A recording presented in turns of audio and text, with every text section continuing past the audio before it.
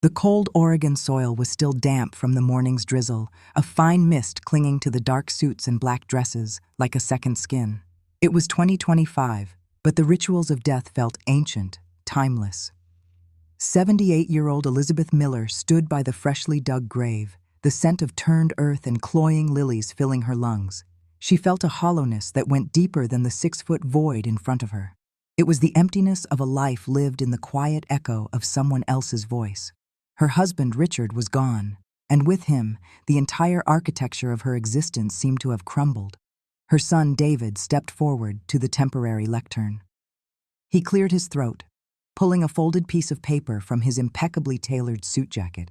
He was a real estate developer, and even in grief, he looked like he was about to close a deal. "We are gathered here," David began, his voice practiced, projecting a sense of solemn authority that didn't quite reach his eyes, to celebrate the life of Richard Miller. A pillar of the community, a titan of industry, a man who understood the value of a firm foundation, both in business and in life. Elizabeth watched him, a stranger in her son's skin. He spoke of Richard's achievements, listing them like assets on a balance sheet: the acquisition of a small lumber company in the 90s, the successful pivot to commercial properties in the early 2000s. He used words like legacy, portfolio, and return on investment. He was eulogizing a brand, not a husband, not a father. To David's side stood his wife, Chloe, a woman who lived her life through a phone screen, a lifestyle influencer whose influence Elizabeth had never quite understood. Chloe's head was bowed, a mask of sorrow perfectly composed for the small crowd. But Elizabeth's old eyes didn't miss the subtle shift. Chloe's left hand, hidden behind David's back, held her phone. Her thumb was moving, a slow, steady swipe, swipe, swipe. It wasn't the frantic scroll of social media. It was the measured, assessing pace of someone browsing real estate listings. Zillow. Or something like it. The gesture was so small, so discreet, yet it felt like a physical blow, a desecration. David was winding down. He built a great life for us, a beautiful home, a legacy that will stand the test of time. And as we lay him to rest, we commit to honoring that legacy, to building upon the foundation he so generously provided. Thank you. Polite, scattered applause rippled through the mourners. As David stepped back, he placed a hand on Chloe's back, and she finally looked up, her eyes misty, but her makeup flawless. She pocketed her phone with a practiced smoothness that spoke of 1,000 similar movements. They looked like the perfect grieving family, a picture of strength. But Elizabeth saw the cracks. She saw the appraisal in their eyes. They weren't just mourning a man, they were assessing an estate. Back at the house, the air grew thick with the aroma of catered food and forced sympathy. Neighbors and old friends of Richard's milled about the living room, a room Elizabeth had decorated 40 years ago. Each painting, each piece of furniture, held a memory. The worn armchair where Richard read the paper, the scuff mark on the baseboard from when David was 5 and rode his tricycle indoors. The house was a living album of her life. People came to her in waves, their faces etched with pity. "He was a good man, Elizabeth. I'm so sorry for your loss. If there's anything you need, anything at all." She would nod, murmur her thanks, her hand clutching a teacup that had grown cold. She felt like a museum exhibit. The grieving widow. People looked at her, spoke at her, but she wasn't sure they truly saw her. David was a consummate host, navigating the crowd with a drink in one hand and a consoling arm for a shoulder here, a sad smile there. Chloe flitted at his side, her voice a soft coo. "Thank you so much for coming. It means the world to my mother-in-law. She's being so brave." Elizabeth needed air. The platitudes were suffocating her. She slipped away from a conversation about Richard's golf handicap and moved towards the French doors that led to the garden. She just wanted a moment of quiet, a breath of unscented air.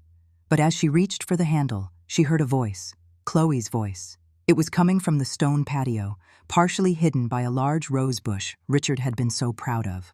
Chloe's back was to her, the phone pressed to her ear again. This time, she wasn't hiding it. Her tone was no longer soft and cooing. It was crisp, businesslike. No, the structure is solid. Great bones, Chloe said, her voice sharp. The curb appeal is fantastic. Mature landscaping, corner lot. It's the kind of property that photographs beautifully for the listing. Elizabeth froze, her hand hovering over the cold brass of the door handle. The teacup in her other hand began to tremble, a tiny seismic rattle against the saucer.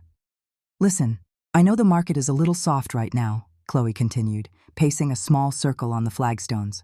But a house like this, in this neighborhood, it's all about the potential.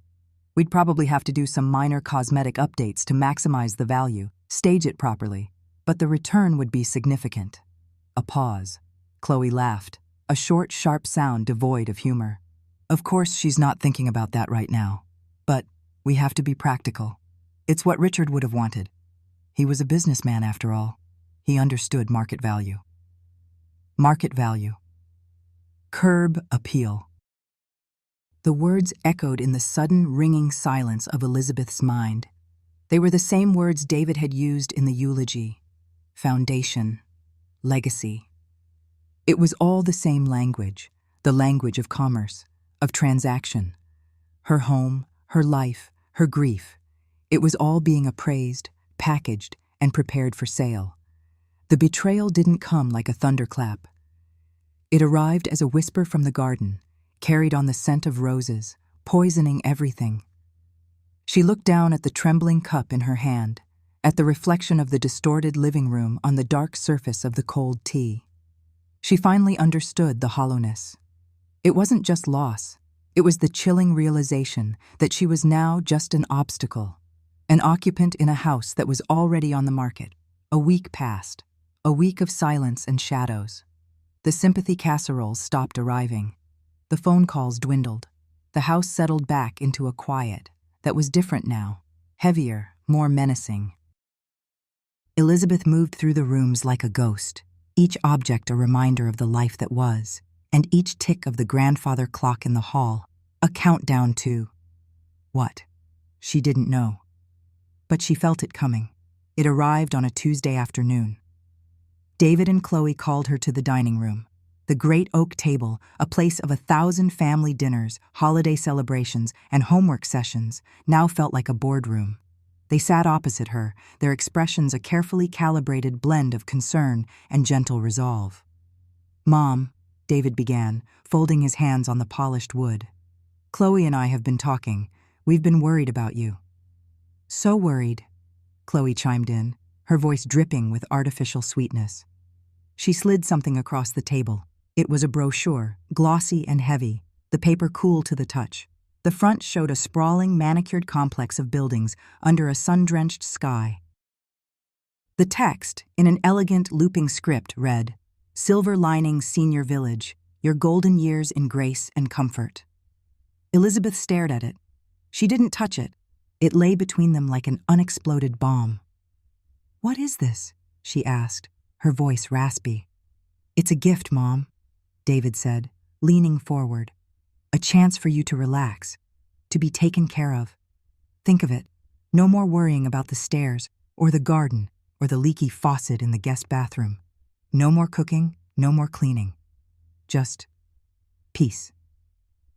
"They have a heated pool, Elizabeth," Chloe added, tapping a perfectly manicured finger on a picture of smiling, silver-haired people playing water aerobics. "And a book club, and gourmet meals prepared by a chef. It's like a permanent luxury vacation. We took a tour last week. The facilities are state-of-the-art." They had taken a tour. Before Richard was even cold in the ground, they were touring her replacement home. The subtext wasn't just clear, it was a blaring, screaming siren in the quiet room. They wanted her out. The house, Richard's legacy, was not for her to live in. It was for them to sell. A sharp, familiar pain bloomed in Elizabeth's chest, a tight fist squeezing the air from her lungs. She pressed a hand to her sternum, her breath catching. I'm not feeling well." Chloe's expression didn't change. The concerned smile remained frozen on her face. "Oh, sweetie, that's just the grief-induced stress. It can manifest in very physical ways. I was just reading an article by a wellness expert on Instagram, Dr. Aria Vance. She says emotional trauma is stored in the chest. She waved a dismissive hand. It's perfectly normal. In fact, she added, her eyes gleaming with a kind of predatory helpfulness, that's another great thing about silver linings. They have excellent on-site nurses 24/7. You wouldn't have to worry about a thing. Her pain, her fear, was not a medical symptom to them. It was a selling point for the place. They intended to discard her. It was a confirmation that she was old, frail, and a liability they needed to manage. Elizabeth looked from her son's earnest, empty face to her daughter-in-law's bright, hard smile. She looked at the brochure, at the manufactured joy of the strangers in the photos. This piece of paper, filled with promises of grace and comfort, felt heavier than a tombstone. It was the deed to her own burial. "I don't want to go," she said, the words small but firm in the cavernous dining room. "This is my home." David's smile tightened at the edges. "Mom, we're just thinking about what's best for you." "No," Elizabeth said, finding a sliver of strength in the rising tide of betrayal. "You're thinking about what's best for you." The silence that followed was different. The pretense had cracked. For a moment, she saw a flash of raw frustration in David's eyes, a flicker of annoyance in Chloe's. Then, just as quickly, the masks were back in place. "Just think about it, Mom," David said softly, getting up from the table. "For us." They left her there, alone at the head of the long, empty table. The brochure lay in front of her, a glossy invitation to her own erasure. She didn't move for a long time. She just sat, listening to the silent walls of her house, wondering how quickly they could turn into the walls of a prison. She didn't have to wonder for long. Her quiet resistance was met not with arguments or anger, but with a soft, suffocating web of control, woven with the silken thread of concern for her safety. The prison bars began to materialize, one by one. The first was the car. A few days after the brochure incident, David found her in the kitchen, staring out the window at the wilting rose bush. "Morning, Mom," he said, his voice unnervingly cheerful. He poured himself a coffee. "I was just coming out of the driveway and, well, you gave me a bit of a scare yesterday." Elizabeth turned. "What are you talking about?" "You were pulling in, and you almost clipped the mailbox," he said, shaking his head with a look of deep paternal worry. "Your reaction time, it's just not what it used to be. I would never forgive myself if something happened to you. So, just for a little while you're getting back on your feet, I think it's best if I hold on to your car keys." He held out his hand. It wasn't a request. It was a gentle, loving command. She hadn't driven the day before. She hadn't even left the house. The story about the mailbox was a complete fabrication, a lie so blatant it stole her breath. But how could she argue? Who would believe her over her loving, concerned son? To protest would be to seem confused, belligerent, exactly the kind of elderly parent who shouldn't be driving. Wordlessly, feeling the weight of her 78 years, she went to the small dish by the door and retrieved the keys. The metal felt cold in her palm. As she dropped them into his outstretched hand, she felt a profound sense of loss. It wasn't just a car. It was her freedom, her ability to simply leave. He pocketed them with a reassuring pat on her shoulder. "It's for your own good, Mom. I'll drive you anywhere you need to go." The first lock had clicked into place. The second lock was digital. Elizabeth had always been comfortable with technology. She had a tablet she used to video chat with friends, read the news, and look up recipes. It was her window to the world beyond the increasingly silent walls of her house. One afternoon, she sat in her armchair, the tablet on her lap, and tried to open her email. A message popped up. "Cannot connect to Wi-Fi." She tried again. Nothing. Frowning, she went to the settings. The network name, Miller Manor, was gone. In its place was a new one, Miller Private Net. It was password protected. Confused, she found Chloe in the living room, scrolling through her phone, a look of intense concentration on her face as she edited a photo of a vase of flowers. "Chloe, dear," Elizabeth said, "I think there's something wrong with the internet. I can't get online." Chloe looked up, her smile instant and bright. "Oh no, nothing's wrong. I just did a little security upgrade. The old network wasn't secure enough, you know. With all the hacking these days, I set up a new one." "Oh," Elizabeth said, relieved for a half second. "Well, what's the new password?" Chloe's smile didn't waver. "You know, you don't need to worry about any of that technical stuff. It's just one more thing for you to stress about. From now on, if you need to look something up or send an email, you just tell me or David, and we'll do it for you in a jiffy. Think of us as your personal IT department." The condescension was breathtaking. She wasn't an adult woman being offered help. She was a child being managed.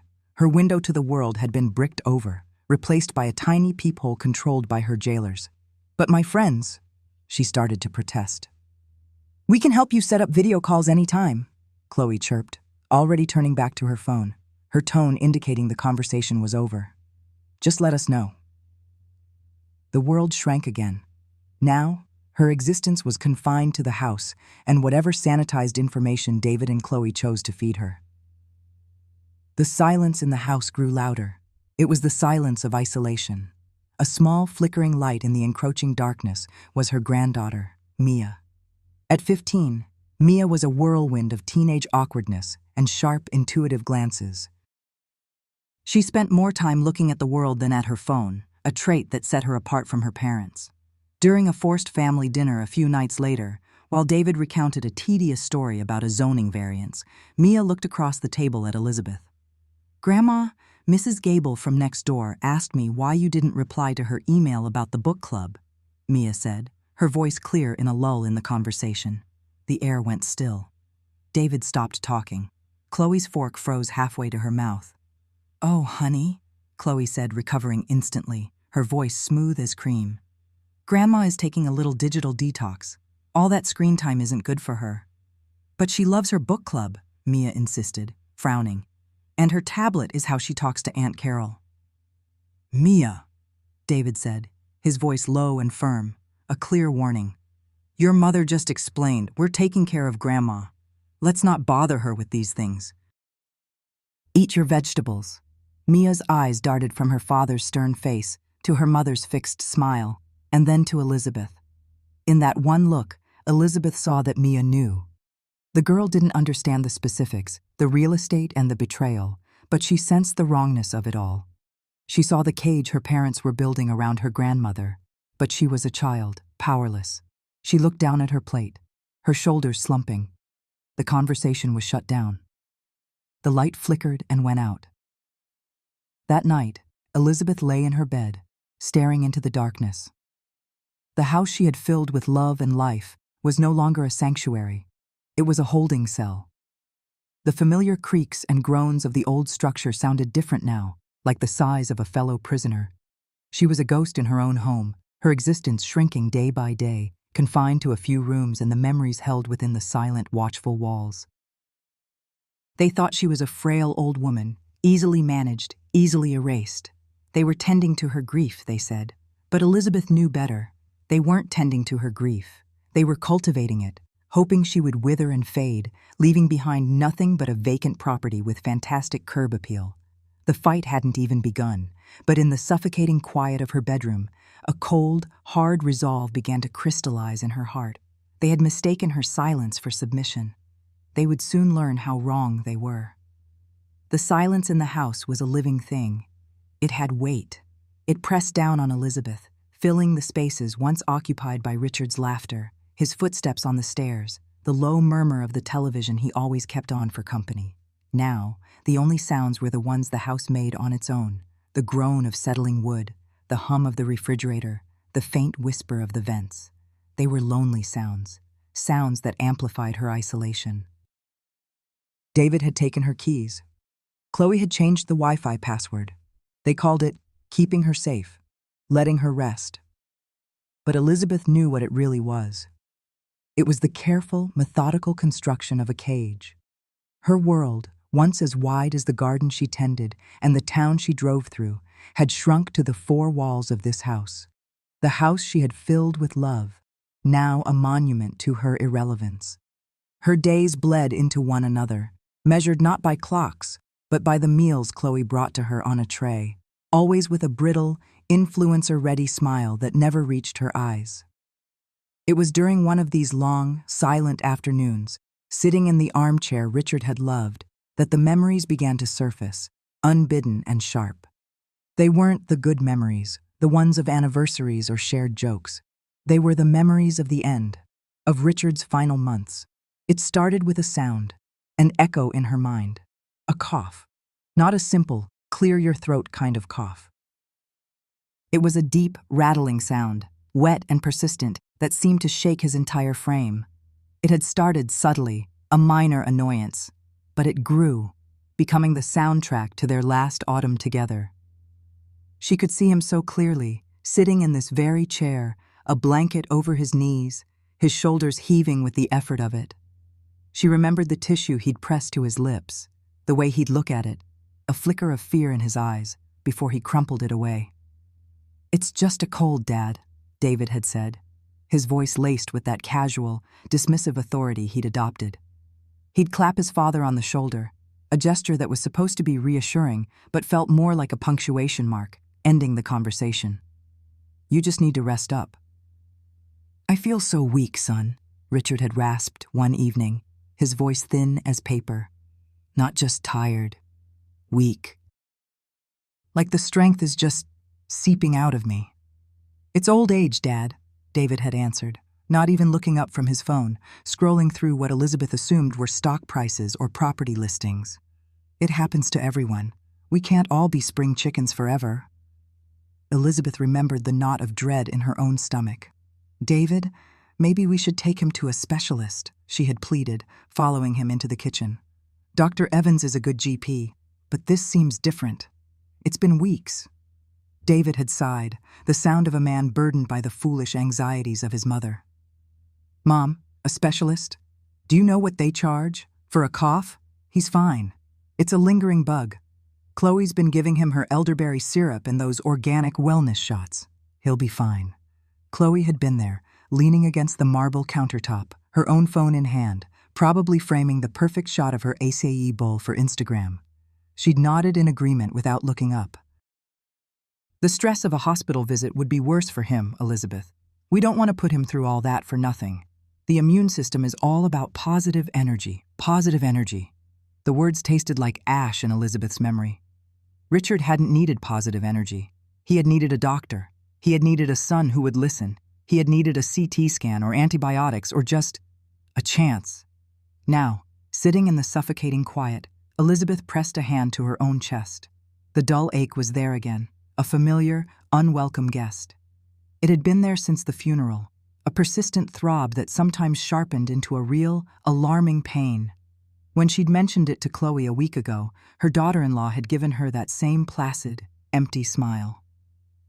"It's just stress from the grief, Elizabeth," Chloe had said, her voice smooth as silk. "It's perfectly normal. The body holds on to trauma. Maybe you should try some of my CBD oil. It does wonders for anxiety."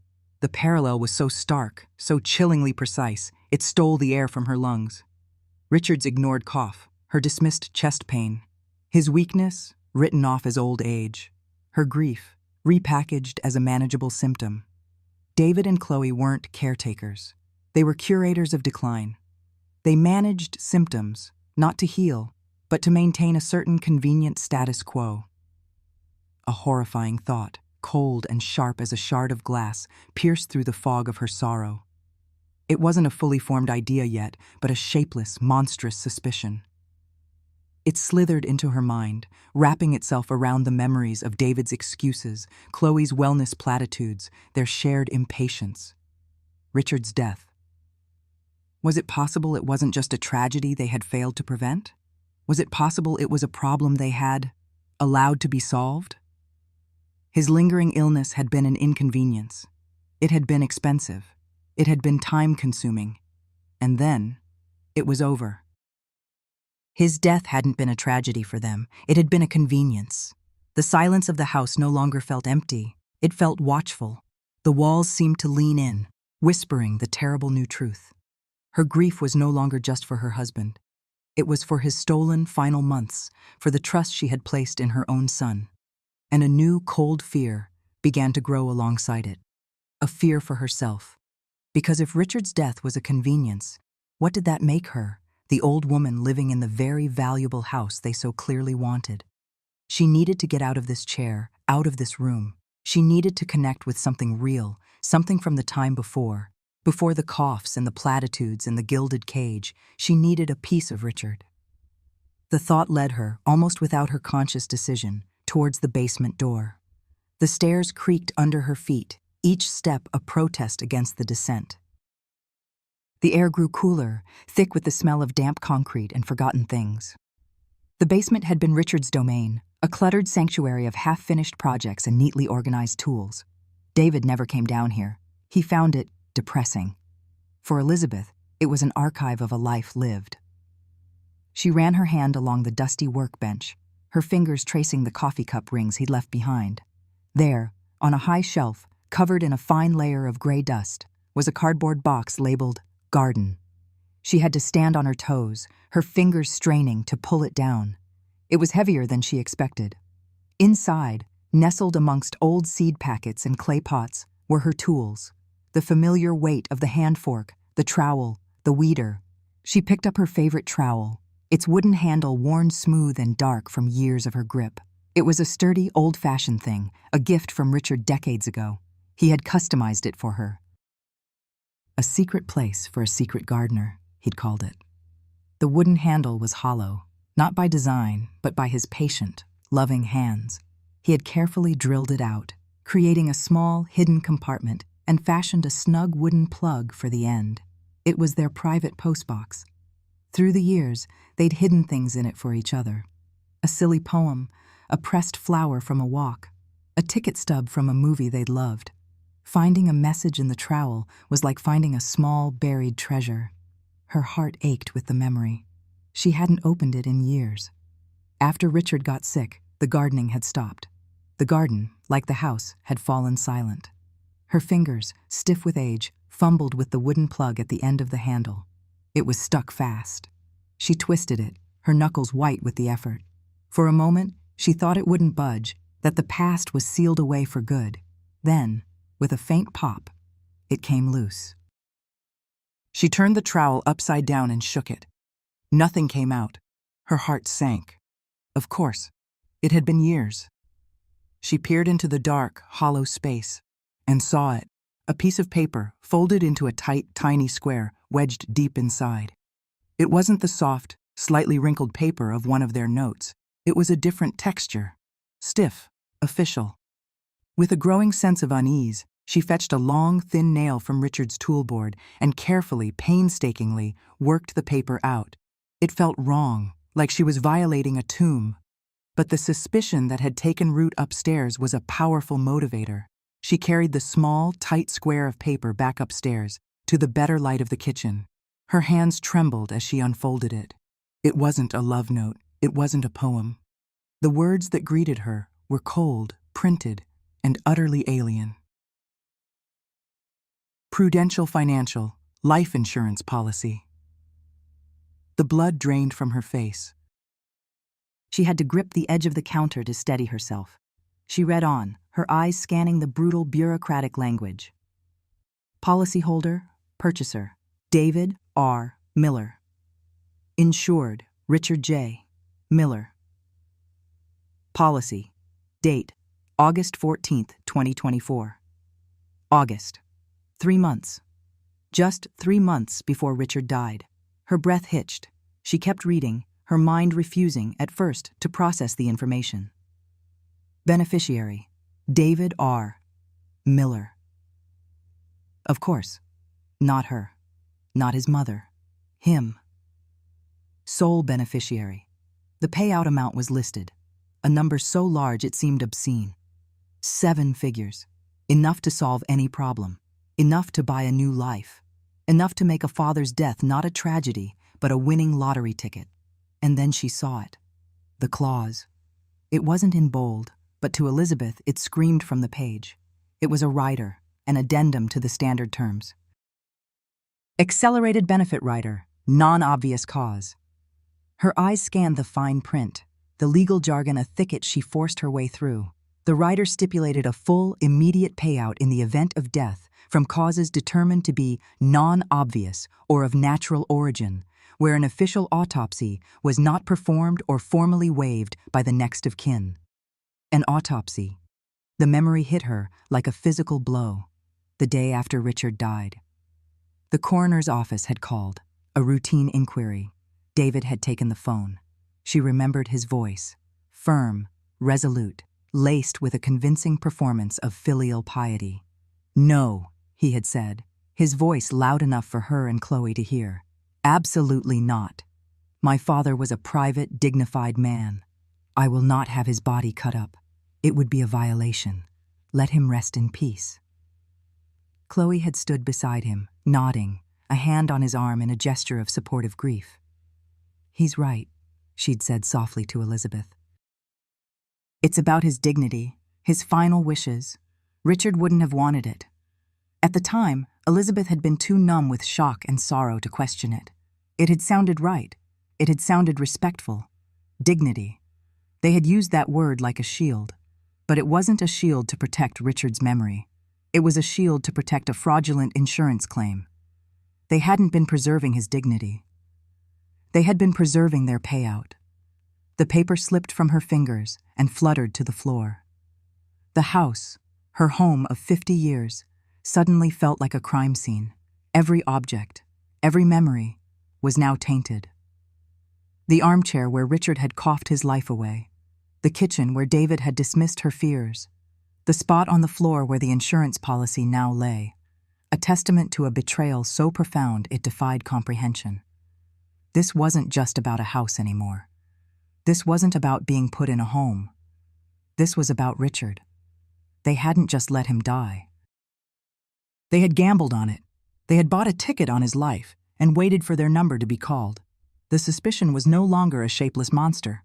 It had a name. It had a policy number. The Quiet War had just received its declaration. The insurance policy was a cold, hard fact in a world that had become a gaslit fog. Elizabeth knew she couldn't keep it in the house. It was evidence, her first and perhaps only piece of leverage. She folded it carefully, the sharp creases a map of her son's betrayal, and went to her bedroom. She pulled out an old photo album, one from before David was born, filled with pictures of her and Richard when they were young, and the future was a promise, not a threat. She slipped the policy between a photograph of them on their honeymoon and a protective plastic sheet, a secret buried within a memory. She knew what she had to do, but the how was a fortress. Her phone was a listening device. The family computer, which sat in the living room, was certainly monitored. Chloe, with her tech-savvy fluency, had probably installed tracking software on everything. They had isolated her so perfectly, so completely. They had built her prison with love and concern as the iron bars. Her mind, which for so long had felt slow and clouded by grief, was now sharp, honed by a cold, clarifying rage. She had to think like a prisoner. She had to look for cracks in the walls. An opportunity came 3 days later. It was presented, as always, as a kindness. "We're running low on my oat milk," Chloe announced, her voice bright and cheerful. "And David needs to pick up some things from the hardware store. Why don't you come with us, Elizabeth? A little fresh air will do you good." It was a test. A trip to the grocery store, a public space, to see how she would behave, to reinforce the image of the frail, grieving mother who needed their constant supervision. "That sounds nice," Elizabeth said, her voice deliberately weak. "But I do feel a little unsteady today." "Nonsense," David said, clapping his hands together. "The walk will be good for your circulation. We'll be right there with you. You won't fall." In the car, Elizabeth sat in the back, a prisoner in transit. She watched the familiar streets of her town pass by, a world she was no longer a part of. The plan began to form, a desperate, risky gambit. The grocery store was 2 blocks from the town's public library. 2 blocks. It might as well have been a marathon. Inside the store, the bright fluorescent lights felt harsh, the cheerful pop music tinny and offensive. Chloe pushed the cart, her eyes scanning the aisles for organic, gluten-free, ethically sourced everything. David was on his phone, as usual. This was her chance. They were in the dairy aisle. Chloe was intently comparing the nutritional information on 2 different brands of almond yogurt. "David, which one has less sugar?" she asked, holding them up. As David leaned in to look, Elizabeth took a deep, silent breath. She let her shoulders slump. Her hand went to her head. "Oh," she murmured, her voice a fragile whisper. "Oh, my. I feel very dizzy." She swayed, just enough, and leaned heavily against a large display of cheese. "Mom?" David's head snapped up, his phone forgotten. "Elizabeth, what is it?" Chloe rushed to her side, her face a mask of public concern. "The lights. They're so bright," Elizabeth breathed, letting her eyes flutter closed for a second. I need to sit down for a moment. Just for a moment." Okay, Mom, just breathe," David said, his voice flustered. He was good at managing planned decline, not sudden crises. He looked around wildly. "There's a bench by the entrance. I'll help you." "No," Elizabeth said, her voice firm but faint. "Not the entrance. It's too busy, too loud. I just need some air." "The hardware store. You said it has a bench outside, doesn't it? It's quieter there." It was a lie. She had no idea if it did, but the hardware store was next to the library. "Yeah, I think so," David said, relieved to have a plan. "Okay. Chloe, you finish up here. I'll walk Mom over to the bench at the hardware store and wait with her. We'll meet you at the car." "Are you sure?" Chloe asked, her eyes narrowed slightly. A flicker of suspicion. "I'll be fine," Elizabeth whispered, leaning on David's arm. "Just a little spell. It will pass." The walk out of the grocery store was the longest of her life. Every step was a performance. She leaned on David, making her feet shuffle, her breathing shallow. Once they were outside, the cool air hit her face. "See? Better already," David said, steering her down the sidewalk. "Just a bit further," she said. The hardware store came into view, and next to it, like a promised land, the red brick facade of the Helen T. McGregor Public Library. There was no bench in front of the hardware store. "Huh. I could have sworn there was a bench," David said, looking confused. "It's all right," Elizabeth said, straightening up slightly. "You know, I think I just need to use the restroom. My stomach feels a bit upset now. The library will have one. You go on to the hardware store, dear. I'll be quick. I'll meet you right back here." She didn't give him time to argue. She patted his arm, a gesture of maternal dismissal she hadn't used in years, and turned, walking with a purpose that belied her supposed dizzy spell. She could feel his eyes on her back, but he didn't follow. He had errands to run. He had a life to get back to. He probably just thought she was a confused old woman.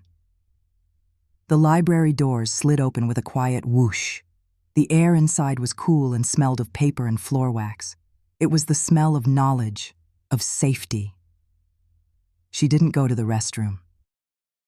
She went straight to the public computer terminals in the back. There were 3 of them, ancient desktop machines with bulky monitors. A teenager was playing a game on one.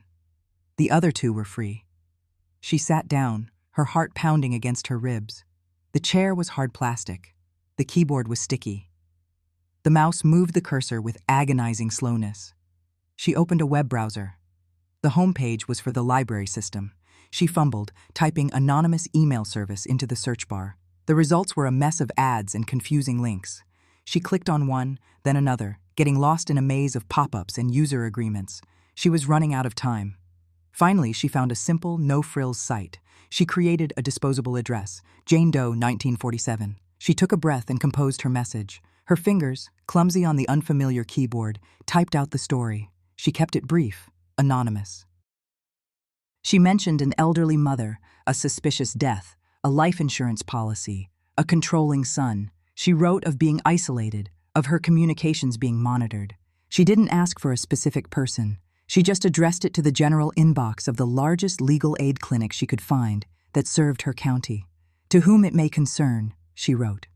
"I am writing on behalf of a friend, an elderly woman whose husband recently passed. Her son holds power of attorney, signed when the father was ill. The son has isolated her. We have discovered a life insurance policy he took out on his father, with a clause about no autopsy being performed, which he enforced. We fear for her safety and financial security. She has no access to her own funds. What are her legal options? She hit send. The screen blinked. Your message has been sent. It was done. A single flare shot into the darkness. Now, all she could do was wait.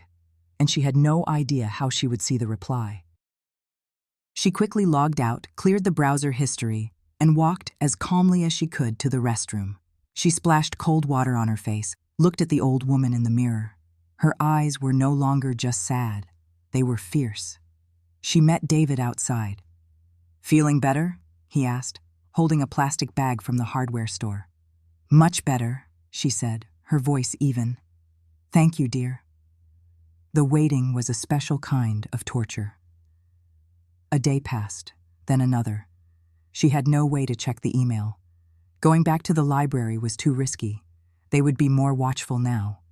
The walls of the house seemed to be closing in again, her brief moment of action fading into a memory. Hope began to fray. Perhaps the email was lost. Perhaps they thought it was a prank. Perhaps there was simply no help to be had. The key came from the one person David and Chloe underestimated: their daughter. Mia, her 17-year-old granddaughter. Mia was a quiet, watchful girl with her grandmother's eyes. She had been visiting more often since Richard's death, her presence a small, silent comfort. She would sit with Elizabeth, showing her videos on her phone, talking about school, her anxieties a quiet echo of a normal world. Elizabeth could see the girl watching her parents, a flicker of confusion and worry in her expression during their hushed, tense conversations in the other room. During a visit on a Saturday afternoon, while David and Chloe were in the garden, having a loud, strained discussion about landscaping costs, Mia sat with Elizabeth in the living room. "I have a new tablet, Grandma," Mia said, pulling a sleek new device from her backpack. "So I don't need my old one anymore. I was going to recycle it, but maybe you'd like it. You could watch movies on it or something. It still connects to Wi-Fi." Elizabeth's heart gave a lurch. Wi-Fi. But she didn't know the new password. As if reading her mind, Mia leaned in close, her voice a conspiratorial whisper. "The password is Silver Linings 25. Chloe told me. She said it was for manifesting positive outcomes." Mia rolled her eyes, a gesture of teenage solidarity that felt like a lifeline. "Anyway, I'll just leave it here for you, on the charger, in case you want it." She placed the old tablet, a slightly scuffed iPad from a few years ago, on the end table next to the armchair, plugging in the frayed charging cable. It was a Trojan horse, an offering, a key. Later that night, long after they had all left and the house was once again submerged in its suffocating silence, Elizabeth reached for the tablet. Her hands trembled as she picked it up. She turned it on. The screen flickered to life. It was logged into Mia's accounts, her email, her social media, her photo apps. Elizabeth knew she shouldn't pry, but a thought struck her. The library. The anonymous email. With fumbling fingers, she opened the tablet's web browser. She went to the anonymous email site. She typed in the address, Jane Doe 1947, and the password she'd hastily created. She clicked Login. There was one new message. Her breath caught in her throat. It was from the legal aid clinic. The reply was not the call to arms she had prayed for. It was a bucket of ice water. The language was professional, sympathetic, but ultimately devastating. "Dear Jane Doe," it began. "Thank you for reaching out. The situation you describe is deeply concerning. However, legally, the path forward is fraught with challenges. As the son holds a valid power of attorney, signed by the principal, the father, while he was alive, he has broad legal authority over the estate, and potentially his mother's affairs, depending on the document's wording. Contesting a POA requires proving the principal was not of sound mind when signing, which is extremely difficult post-mortem. Regarding the life insurance policy, while suspicious, it is not in itself illegal. The key would be proving the death was not from natural causes. Without proof of foul play, which would require an exhumation and a new autopsy order from a judge, law enforcement is unlikely to open an investigation. We are sorry we cannot offer more encouraging news. Without concrete evidence of a crime, your friend's hands are, for the moment, legally tied. Legally tied. The words were a sentence. A confirmation of her prison. She had the motive, the policy, but no proof of the crime. David had thought of everything. He had used the law, the very system meant to protect people, to build the perfect trap. The rage that had been fueling her curdled into a cold, heavy despair. She was a ghost in her own home, and now a ghost in the eyes of the law. She was alone, truly, utterly alone. She closed the email, the tablet screen reflecting her own tired, defeated face. She felt a wave of nausea. And what had she been thinking? That she, a 78-year-old woman with no resources and no allies, could take on her powerful, ruthless son. It was a fantasy, a foolish, desperate dream. She slumped back in the chair, the tablet resting on her lap, its screen still glowing. She was about to turn it off, to surrender to the silence, when the screen blinked. A notification banner slid down from the top. It was from a shared family photo app, one she had forgotten existed. The notification was a comment on a photo. The preview showed a picture of Mia, and the text of the comment, written by Mia herself, was not for her. It was a message, sent out into the digital ether, a desperate signal from one prisoner to another. "Grandma, are you okay? Dad's on the phone with creditors again. He's yelling. He said the house is his only way out." The words hung there on the screen. His only way out. It wasn't just greed. It wasn't just ambition. It was desperation. He was in debt. Deeply in debt. The real estate developments, the fancy cars, Chloe's curated lifestyle, it was all a house of cards, and it was collapsing. The house wasn't a windfall. It was a lifeline, and they would do anything to get it. They hadn't just gambled on Richard's death for a profit. They had needed it to survive. The despair that had settled in Elizabeth's chest moments before evaporated, burned away by a sudden, white-hot clarity. This wasn't a game of chess she was playing with a skilled opponent. This was a cornered animal she was facing. And a cornered animal is predictable. It is reckless. It makes mistakes. The knowledge didn't make her feel better. It made her feel colder, more determined. Her legal options were gone. The direct path was blocked, so she would have to find another way. They thought she was a ghost, a frail old woman fading into the background. They were wrong. A ghost can't be held prisoner. A ghost can't be silenced. A ghost can watch. A ghost can wait, and a ghost can haunt. The war wasn't over. It had just entered a new, more dangerous phase. It began not as a roar, but as a whisper. A familiar, treacherous whisper of pain in the center of Elizabeth's chest. For weeks it had come and gone, a phantom guest she had been told to ignore. Grief, Chloe had called it, her voice smooth as polished stone.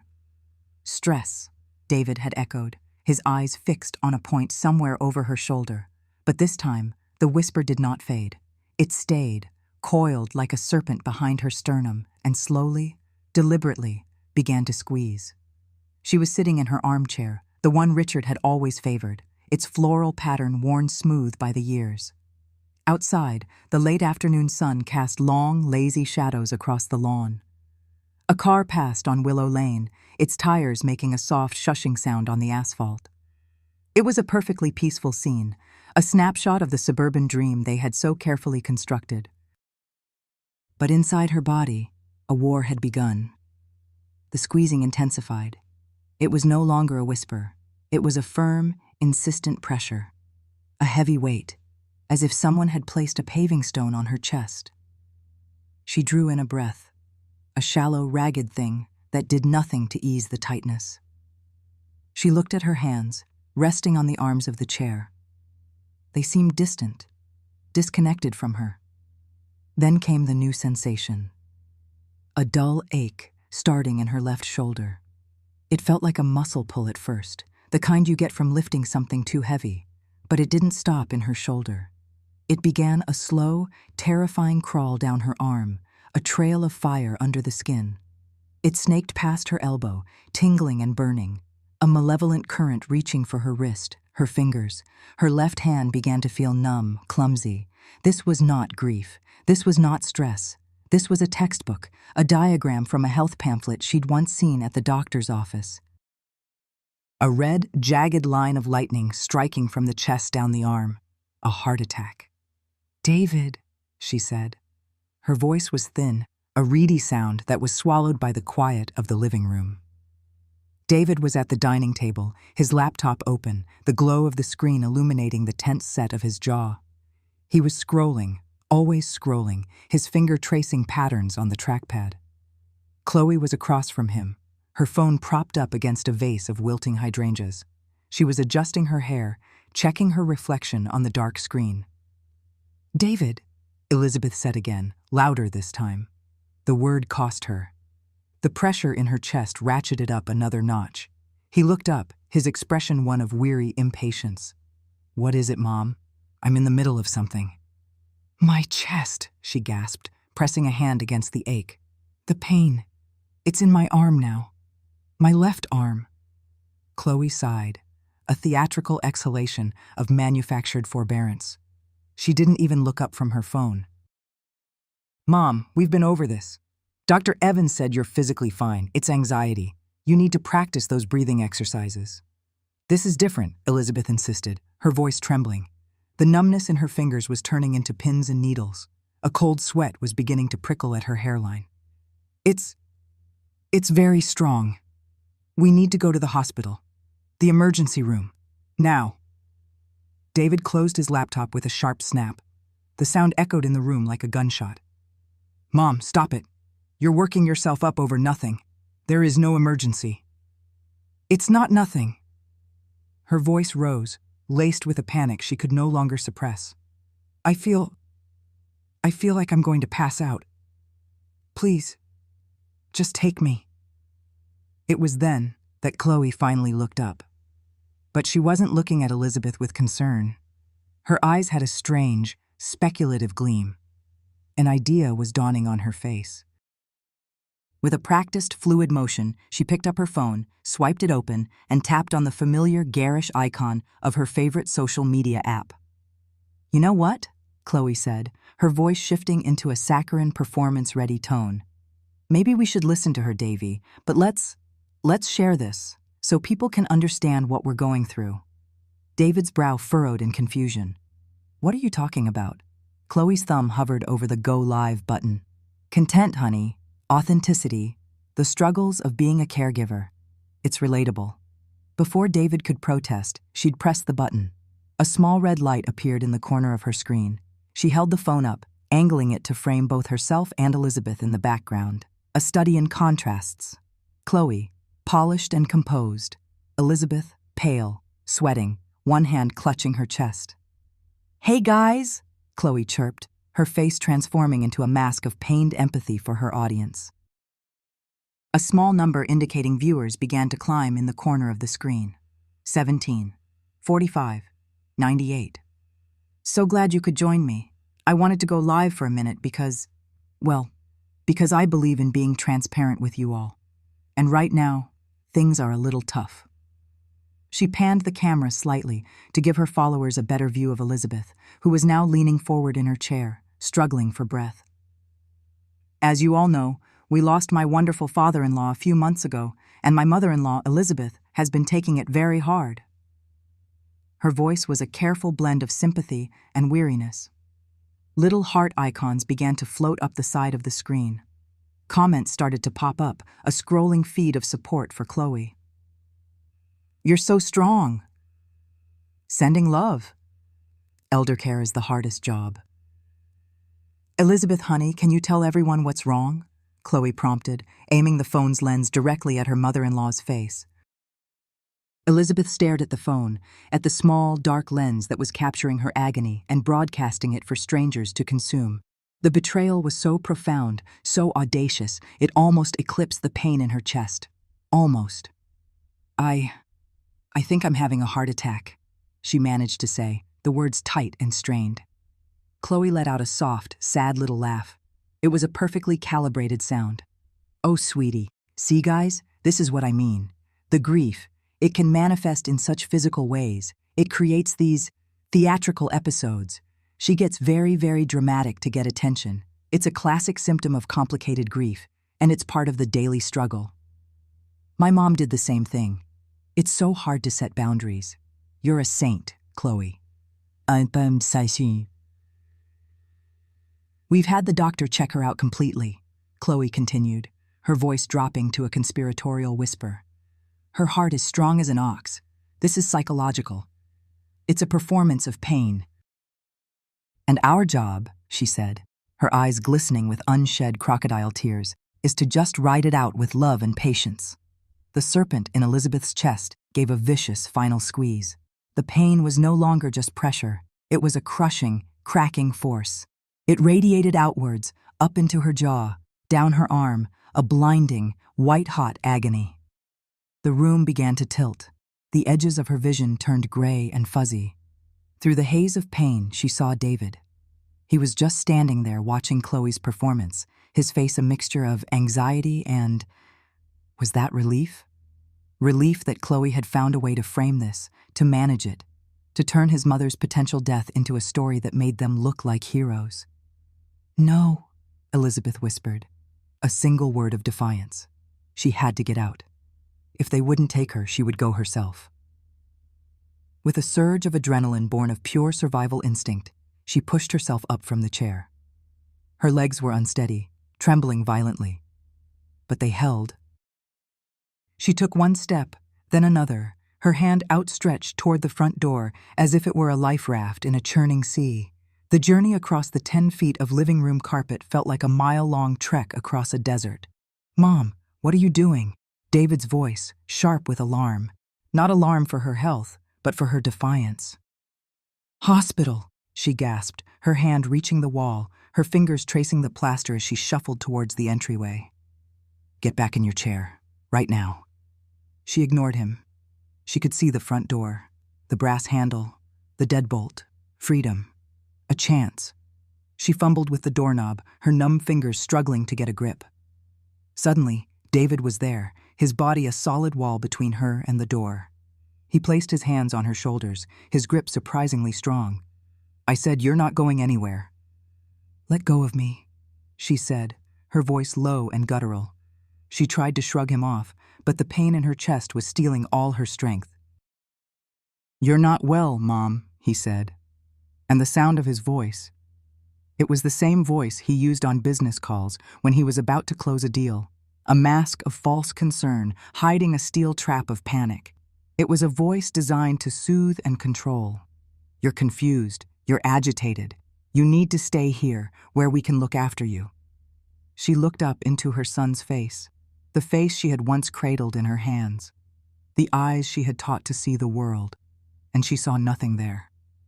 No love, no pity, no humanity. Just the cold, hard calculation of a man terrified of losing his prize. He would let her die. He would stand here and watch her die on the floor of the house he so desperately wanted. "You are my son," she breathed, the words a curse. "And that's why I'm doing this," he said, his voice smooth as silk. "To protect you from yourself." With a swift, deliberate movement, he reached past her and turned the deadbolt. The click of the lock was the loudest sound she had ever heard. It was the sound of a key turning in a prison cell, the sound of a coffin lid being nailed shut.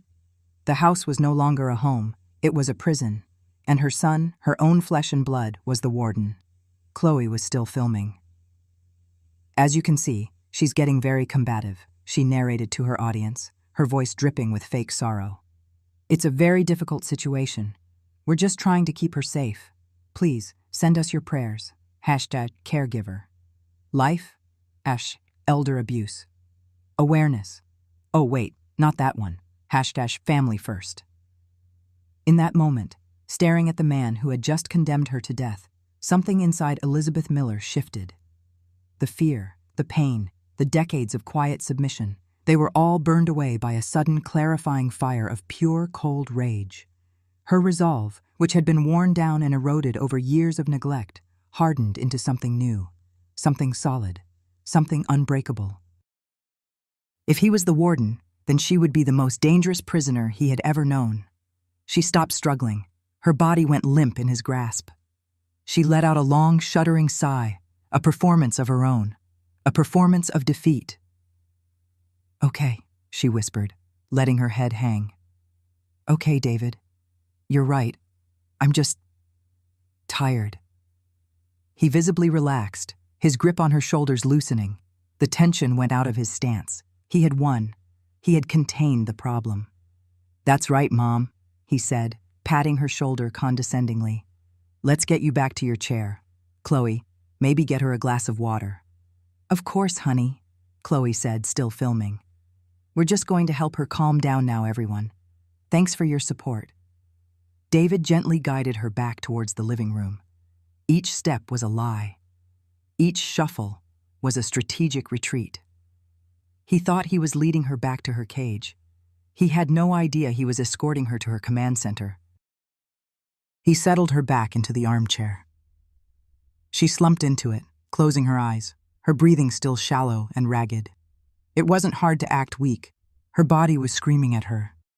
But her mind was suddenly, terrifyingly clear.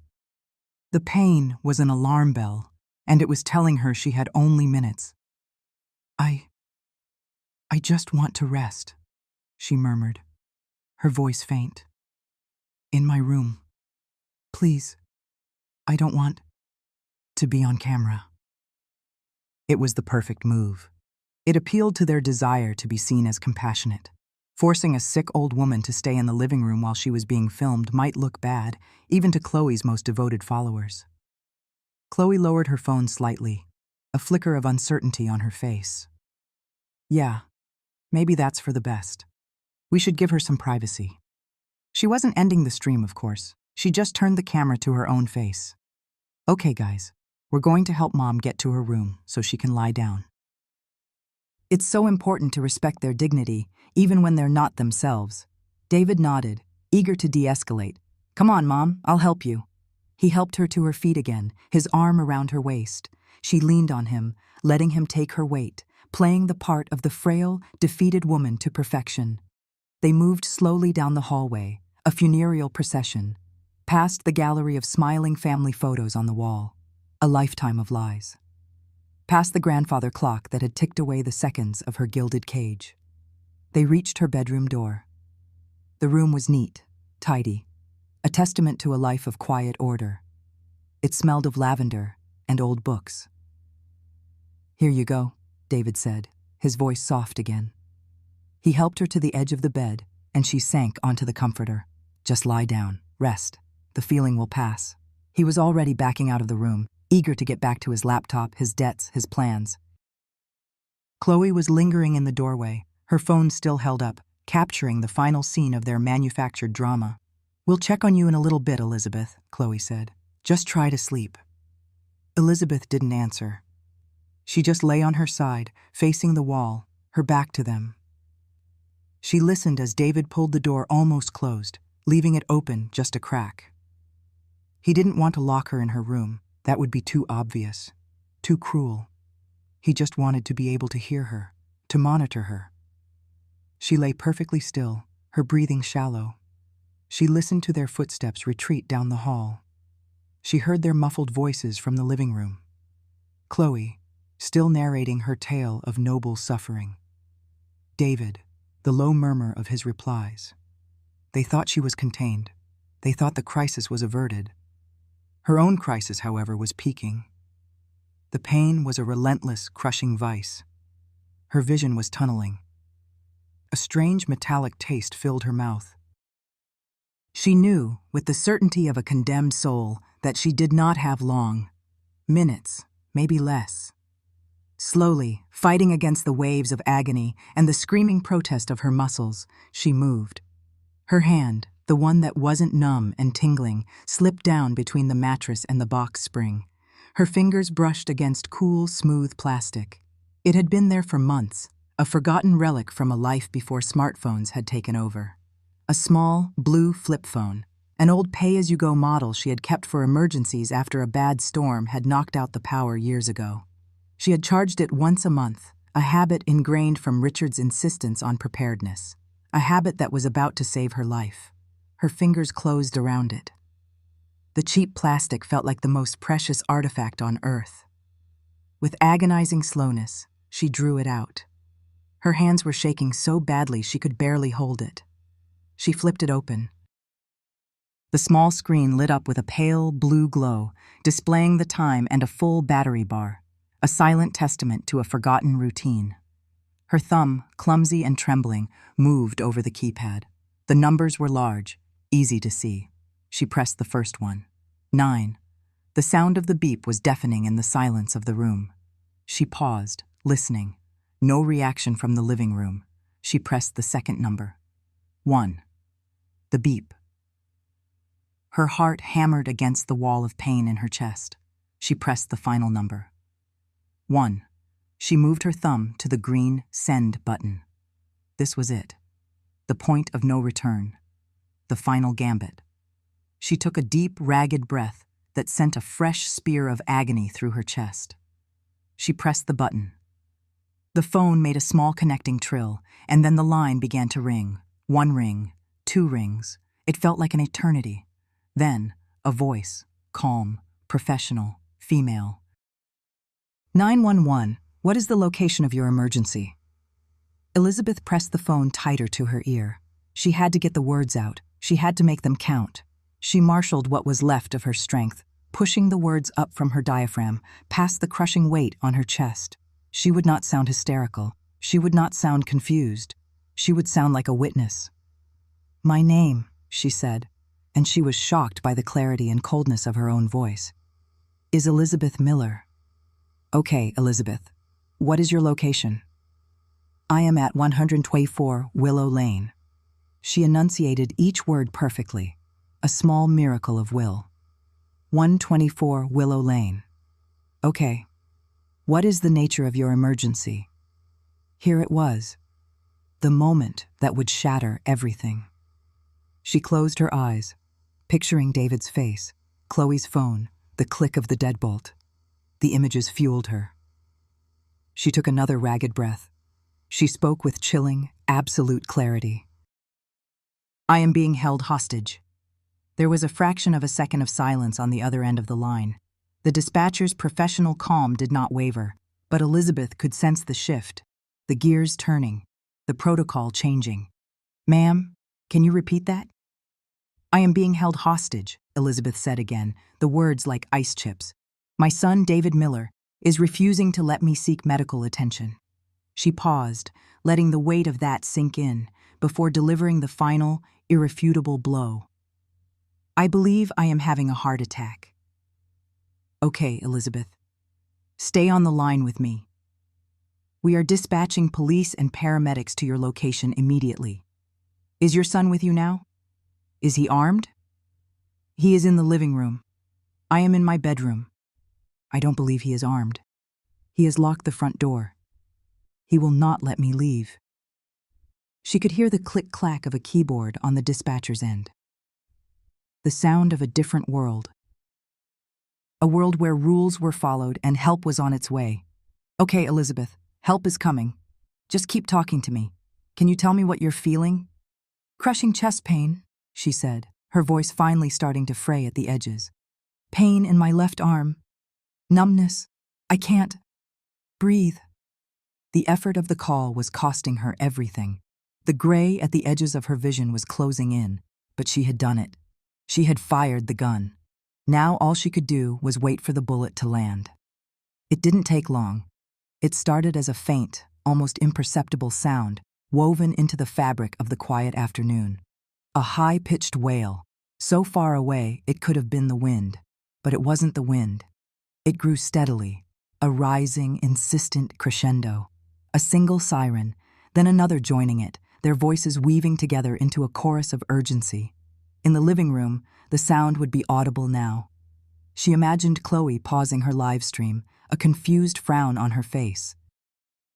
David looking up from his laptop. Is that coming this way? The sound grew louder, closer, an undeniable wave of noise rolling down the peaceful tree-lined street. It was no longer distant. It was in the neighborhood. It was on their block. Then, the sound was overwhelming. A cacophony of sirens, screaming and echoing off the houses, right outside. It was a sound that didn't belong on Willow Lane. It was the sound of chaos, of emergency, of lives being torn open. Elizabeth heard a chair scrape loudly in the living room. David's voice, sharp and panicked. What the hell is that? Chloe's voice, high-pitched. Are they stopping here? Oh my God! David, are they stopping here? The sirens cut out abruptly, replaced by the thrum of idling engines and the slamming of car doors. Then, a new sound. A heavy, authoritative banging on the front door. "This is the police! Open the door!" Elizabeth let the flip phone fall from her grasp onto the comforter. Her part was done. She slid from the bed onto the floor, her back against the cool wall. The room was spinning gently now. It was strangely peaceful. She heard David's panicked footsteps. "Just a minute. There's a misunderstanding." The banging came again, harder this time. "Open the door now or we will force entry." She heard the frantic sound of the deadbolt being thrown back, the door creaking open, David's voice trying to be placating. "Officers, I don't know what this is about. My mother, she's unwell, she's confused." A new voice, hard and official, cut him off. "Sir, we received a 911 call from this address from a woman reporting she was being held hostage and having a medical emergency. Step aside." There was a scuffle. The sound of bodies moving past a stunned David. Chloe was shrieking now, a genuine, unscripted sound of terror. "What is going on? You can't just come in here. I'm live. I'm streaming this to 20,000 people." Footsteps pounded down the hall. Her bedroom door was pushed open with such force it banged against the wall. Two paramedics in dark blue uniforms rushed in, their faces grim and focused. They saw her on the floor, pale, clammy, her eyes half closed. "Ma'am, can you hear me?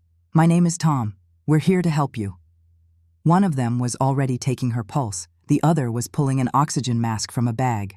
They worked with a swift, practiced efficiency that was the complete opposite of the cloying, suffocating care she had received from her family. This was real help. They got her onto a stretcher. As they wheeled her out of the bedroom, she saw the scene in the hallway. Two police officers had David pinned against the wall, his face a mask of disbelief and fury. And then she saw Chloe. Chloe was backed into a corner, but she was still holding her phone up. The red live light was still on. Her face was a wreck, her carefully constructed mask of empathy shattered, replaced by raw, ugly panic. But the influencer in her, the creature of habit, could not stop performing. She was documenting her own downfall. Outside, the quiet suburban street was a circus. Red and blue lights flashed silently, painting the houses, the trees, the faces of her neighbors in strobing colors. They were all out on their lawns, drawn by the sirens.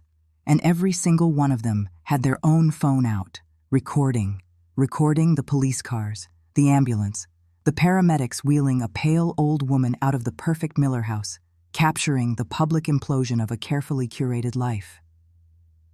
As the paramedics wheeled her across the threshold of the front door, out into the fresh air, Elizabeth lifted her head slightly. Her eyes found the lens of Chloe's phone. The small black circle that had been her tormentor was now her witness. She didn't smile. She didn't weep. Her expression was not that of a confused, frail victim. It was the face of a general on a battlefield of her own making, watching her final, devastating gambit play out with breathtaking, perfect precision. It was the face of a woman who had finally taken back her own life. The first sound wasn't a sound at all. It was a silence. The abrupt, shocking silence that follows the click of a disconnected line, a void where David's panicked shouting had just been. In that sterile, echoing quiet, Elizabeth lay on the floor, the cold wood a strange comfort against her cheek. She focused on the dust motes dancing in the slice of moonlight cutting through the living room window. One breath, then another. The pain in her chest was a hot, spreading stain, but her mind was a block of ice, clear, cold, calm. Then the silence was shattered.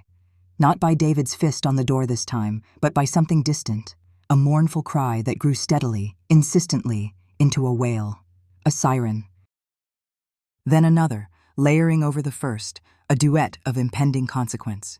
David, on the other side of the door, must have heard it too. The frantic pounding stopped. She heard a choked sound, a gasp of disbelief. She heard Chloe's voice, thin and reedy. "David, what is that? David, what did you do?" The wail grew into a roar, resolving into the crunch of tires on the driveway, the slamming of heavy doors. Blue and red lights began to flash, strobing across the living room, painting the walls in frantic, pulsing colors. It was like a grotesque disco, a macabre celebration. Heavy footsteps on the porch, a loud authoritative knock. "Police! Open the door!" Elizabeth didn't move. She just watched the lights dance. She heard David's voice, a desperate, pathetic attempt at his old, charming self. "Officers, it's a misunderstanding. My mother, she's not well. She gets confused." A new voice, female, calm, and utterly unimpressed, cut through his babble. "Sir, we have a report of a woman being held against her will, experiencing a medical emergency. Open the door now, or we will force it." The lock clicked. The door swung open. Elizabeth watched, from her low vantage point, as two pairs of polished black boots entered, followed by the scuffed, practical shoes of the paramedics. One of the officers, a woman with a tired but sharp face, saw her immediately. Her professional demeanor hardened with concern. "Ma'am, paramedics, in here, now." The world became a whirlwind of efficient, focused activity. Questions were fired at her, but they were gentle. "Ma'am, can you tell me your name?" "Elizabeth." "Elizabeth, where does it hurt?" She pointed a trembling finger to her chest. A blood pressure cuff was wrapped around her arm. An oxygen mask was placed over her face.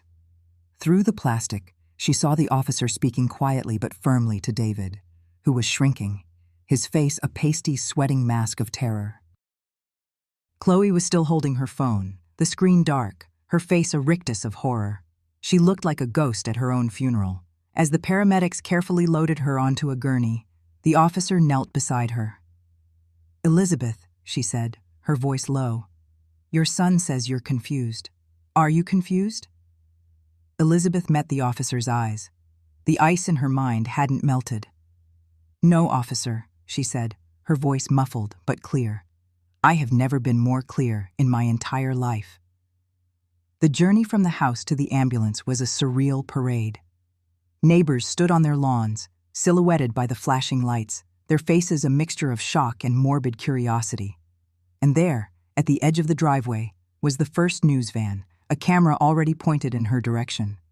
As they lifted her into the ambulance, she saw Chloe finally look up from her phone, her eyes wide not with concern for her mother-in-law, but with the dawning, catastrophic realization that she was being filmed.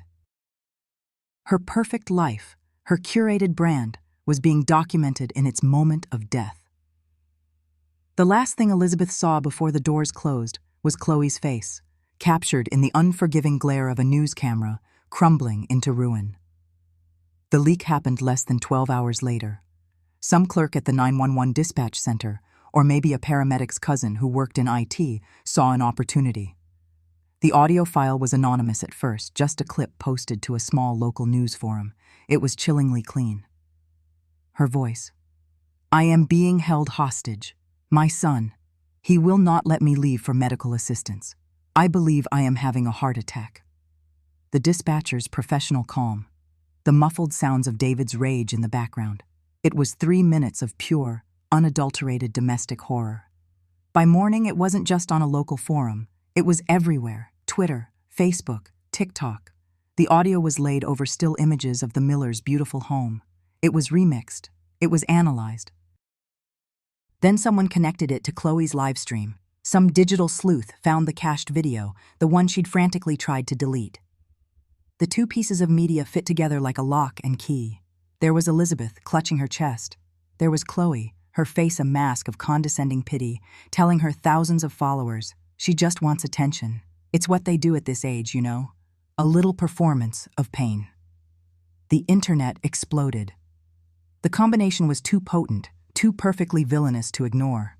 The audio of a woman calmly reporting her own potential murder, juxtaposed with the video of her influencer daughter-in-law callously monetizing her suffering. It was a story made for the digital age.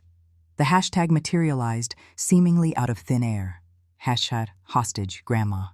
It started in a handful of tweets, then it was a trending topic, then it was a global phenomenon. It was on morning news shows in London, on talk radio in Sydney, on cable news panels in New York. Pundits dissected it. Psychologists weighed in on elder abuse and narcissistic personality disorder. Chloe's sponsors, Brands that sold organic baby food and ethically sourced yoga mats began issuing public statements, their corporate language barely concealing their panic. "We are shocked and appalled. Our company does not condone." Her contracts vanished in a series of humiliatingly public digital announcements. Her follower count, once her most precious currency, began to plummet, while the comment sections of her old posts became a raging torrent of pure, unadulterated hatred. By the time Elizabeth was stable in her hospital bed, her house was no longer a home. It was a set. A media encampment had sprung up on the manicured lawn. News vans with satellite dishes sprouting from their roofs lined the quiet suburban street. Reporters did live stand-ups by the rose bushes Richard had planted, their faces grimly serious as they uttered the phrase, "the hostage grandma house." Inside the police station, the pressure was immense. What might have been dismissed as a messy family dispute was now a matter of international public outrage. The paramedics' report was the final nail in the coffin of David's "she's confused" narrative. It confirmed a significant cardiac event, an acute myocardial infarction. She wasn't performing, she was dying. Detective Miller, no relation, a fact she stated with weary professionalism at every press conference, announced the opening of a formal investigation. The charges being considered, she said, were not just unlawful imprisonment. They were expanding the scope: elder abuse, criminal neglect, and, she added, her eyes fixed on the camera, they would be re-examining the suspicious circumstances surrounding the recent death of Richard Miller. The gilded cage had been thrown open, and the whole world was peering inside. The search warrant was executed on a Tuesday morning. The news cameras captured it all. A team of detectives in plain clothes filing into the house that was now a crime scene. They were quiet, methodical, professional. They were not looking for a single clue. They were looking for the architecture of a crime. In David's pristine home office, a space designed to project success and stability, they found the foundations of his desperation. Tucked away in a file labeled "Household," a detective found the documents for a second, then a third mortgage on the property. Stuffed in a desk drawer, beneath a stack of unpaid invoices for luxury car leases and country club memberships, were the letters. Red-stamped, final notice demands from creditors. The numbers were staggering. David wasn't just in debt, he was drowning in it.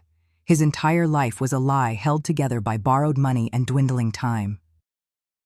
A forensic accountant, working from a laptop set up on Chloe's perfectly minimalist dining table, began to trace the digital breadcrumbs. He uncovered offshore gambling accounts with devastating losses. He found records of wire transfers to high-risk, speculative tech startups that had imploded months ago. The picture that emerged was one of reckless, frantic gambling. A man betting everything he didn't have on one last impossible long shot. And then they found the heart of it all. In a locked safe deposit box, the warrant for which was rushed through by a judge that same afternoon was the policy, the life insurance policy on Richard Miller. Detective Miller laid it out on an evidence table back at the station. It was even worse than Elizabeth had remembered. The premium payments were enormous, started just 6 months before Richard's death.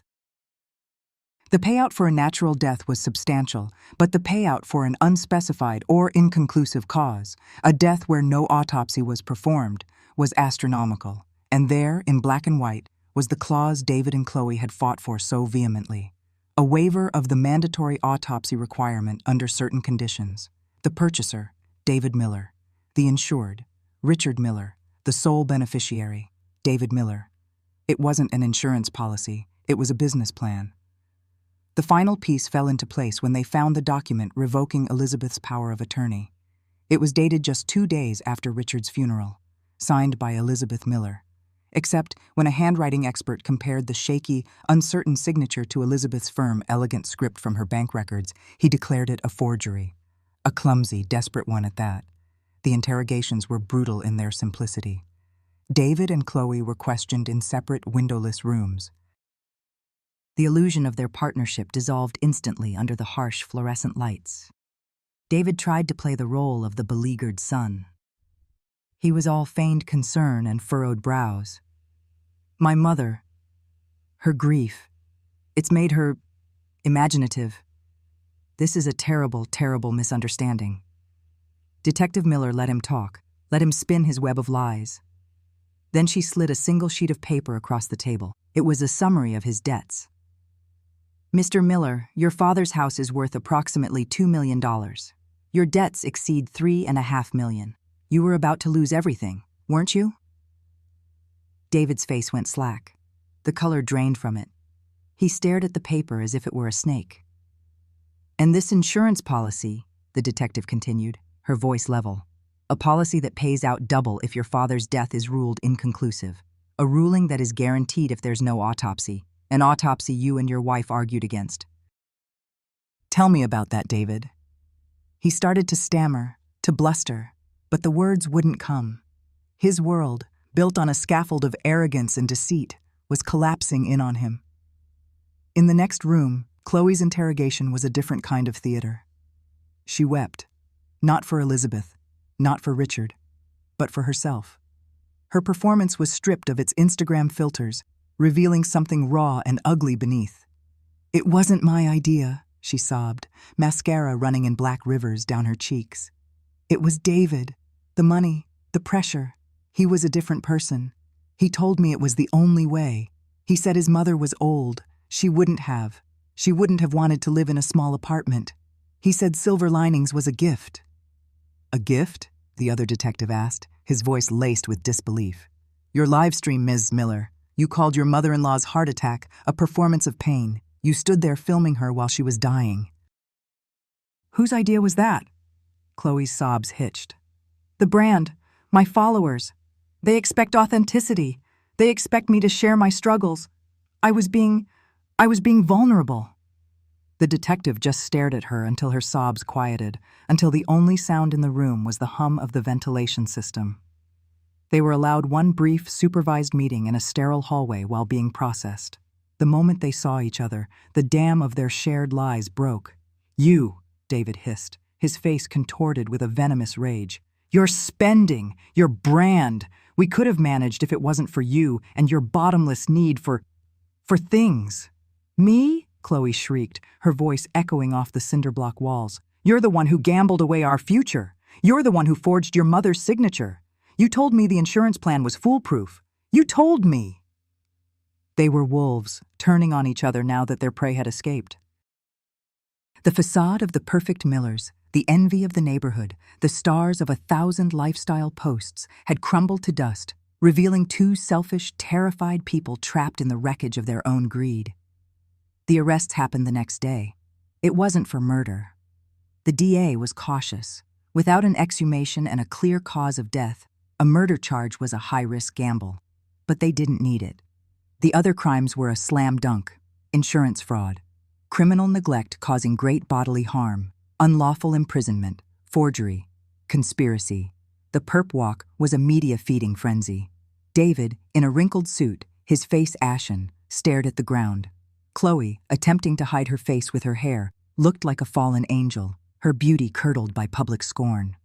The flashbulbs popped like gunfire. They lost the house, seized by the government to pay off a fraction of their debts. They lost their reputation, now a permanent stain on the internet's long memory. They lost their marriage, which had only ever been a business partnership. And as the doors of the police cruiser slammed shut, they lost their freedom. The hospital room was an oasis of quiet.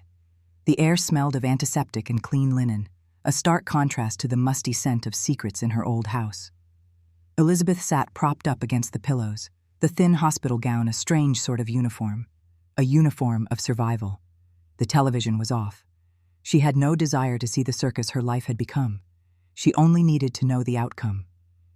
Her lawyer, a young, earnest woman from a legal aid society named Anna, sat by her bed. She had taken the case pro bono the moment the 911 call had gone public. She radiated a quiet competence that Elizabeth found deeply reassuring. "They've been arrested," Anna said softly, passing Elizabeth a tablet showing the news headlines. Elizabeth glanced at the photos of David and Chloe, their faces pale and defeated. She felt nothing. Not triumph, not pity, not even anger anymore. Just a vast, hollow emptiness where a family used to be. "Good," she said, her voice a little hoarse. Anna slid a folder onto the bed's rolling table. "There's something else, Elizabeth, the house. It's been seized as a state asset due to the financial crimes. But because you are a victim in this, and because the original deed was solely in your and Richard's name, we have successfully petitioned for you to be granted full control over its disposition." Elizabeth looked at the folder, the house, that gilded cage, the repository of a lifetime of quiet servitude, the scene of her near death and her ultimate liberation. "I want to sell it," she said, without a moment's hesitation. Anna nodded. "Of course. We've already had several offers, mostly from development corporations. They're offering top dollar. They want to tear it down and build, well, condos." Elizabeth pictured it. Wrecking balls swinging through her living room, shattering the walls that had held so much silent pain. The idea should have been satisfying, but it felt empty. An ending, but not the right one. "No," she said. "Not to a developer." She thought for a moment, her mind's eye seeing the garden, the big oak tree in the back. Is there anyone else?" Anna looked surprised. "Well, there was one other offer, much lower than the developers. A young family, a doctor and a teacher. They have 2 small children. They wrote a letter."